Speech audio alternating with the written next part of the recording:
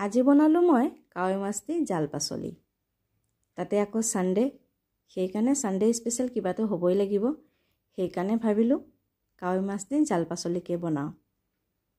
আপোনালোকেতো খাইছেই চাগে জাল পাচলি, কিন্তু আমাৰ ইয়াত জাল পাচলি কেনে বনায় আপোনালোকক দেখুৱাম। প্ৰথমতে মই খাই চাম, তাৰ পিছত কম টেষ্ট কেনেকুৱা। তেতিয়াহ'লে আৰম্ভ কৰোঁ। বহুত ধুনীয়া আৰু টেষ্টি, জ্বলা, খুবেই ভাল লাগিছে খাই। তেতিয়াহ'লে বলকচোন বাৰু কেনেকেনো বনালোঁ জাল পাচলি চাওঁ। কাৱৈ মাছকেইটা ভালকৈ ভাজি লৈছোঁ। আগতে তেল কমকৈ দিছোঁ, একেবাৰে তেলত ভাজিলে ভাল নালাগে। জাল পাচলিত দিবলৈ এয়া ল'লোঁ ভেবেলী লতা, ঘৰৰে হয়। আৰু আছে মানিমুনি, সৰু মানিমুনি। আৰু আছে নৰসিংহ পাত, শুকান জলকীয়া, কচু টেপু অলপেই লৈছোঁ, বেছি লোৱা নাই। আৰু আছে কেঁচা জলকীয়া, নহৰু, আদা, কেঁচা হালধি আৰু জালুক। এতিয়া মই মানিমুনিখিনি ধুনীয়াকৈ পিচি ল'ম, একে মিহিকৈ পিচি ল'ম। অলপ পানী দিব পাৰে। পিচি লোৱা হৈ গ'ল। এতিয়া মই মানিমুনিখিনি ধুনীয়াকৈ চেকি ল'ম। এই মানিমুনিৰ যিখিনি ৰস ওলায় সেয়া দি মই বনাম জাল পাচলি। নৰসিংহ পাত, কেঁচা হালধি, জলকীয়া, শুকান জলকীয়া, আদা, নহৰু যিখিনি প্লেটত আছিলে, এতিয়া সেইখিনি মই মিক্সিত মিহিকৈ পিচি ল'ম।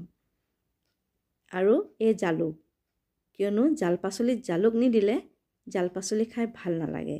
এইখিনি গোটেইখিনি মই এতিয়া পিচি ল'ম। এয়া মানিমুনিৰ ৰসৰ লগত এইখিনি মই মিক্স কৰি দিলোঁ। মিক্স কৰাৰ পিছত এতিয়া কেৰাহী পাতি দিলোঁ। কেৰাহী হৈ গ'ল গৰম। মিঠাতেল দিলোঁ। মিঠাতেলত খানা বনালে ভাল লাগে নহয় জানো। ইয়াত অলপ দিম পাঁচফোৰণ। তাৰপিছত এটা পিঁয়াজ মিহিকৈ কাটি লৈছোঁ, ধুনীয়াকৈ ভাজি ল'ম, একেবাৰে অলপ ব্ৰাউন হোৱাকৈ। তাৰপিছত কচু টেপু সৰু সৰুকৈ কাটি ল'লোঁ, সেইখিনিও ভাজি দিম। অকণমান ব্ৰাউন হোৱালৈকে ভাজিব লাগিব। ধুনীয়াকৈ এইখিনি ভজা হৈ গ'ল। নিমখ অলপ দি দিলোঁ। এতিয়া মানিমুনিৰ ৰসখিনি মই ইয়াত দিলোঁ আৰু ধুনীয়াকৈ সিজাব লাগিব। কেঁচা হৈ থাকিলে ভাল নালাগিব। এয়া ইমান ধুনীয়াকৈ উতলাব, উতলি একেবাৰে অকণমান হ'ব লাগিব। এই দেখিছেনে কিমান কণ হ'ল? নহ'লে কেঁচা কেঁচা গোন্ধ আহিব। সেইকাৰণে ভালকৈ উতলাব লাগিব আৰু জোলখিনি শুকুৱাব লাগিব। এইখিনি আমাৰ হৈ গ'ল ৰেডি। এতিয়া মই ইয়াত দিম পানী।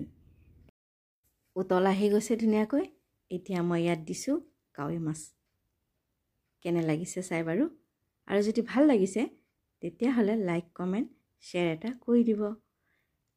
আৰু আমাৰ ধুনীয়াকৈ জাল পাচলি হৈ গ'ল ৰেডি। এতিয়া বাছ ভাত খাব লাগে। ভিডিঅ'টো চাই কেনে পালে নিশ্চয় জনাব। আৰু আপোনালোকেনো জাল পাচলি কেনেকৈ বনায় নিশ্চয় জনাব, কিয়নো আমাৰ ইয়াত জাল পাচলি এনেধৰণে বনায়। ভিডিঅ'টো চোৱাৰ কাৰণে বহুত বহুত ধন্যবাদ। আকৌ লগ পাম নেক্সট ভিডিঅ'ত। তেতিয়াহ'লে bye bye. Thank you so' মাছ ৱাচিং ভিডিঅ'।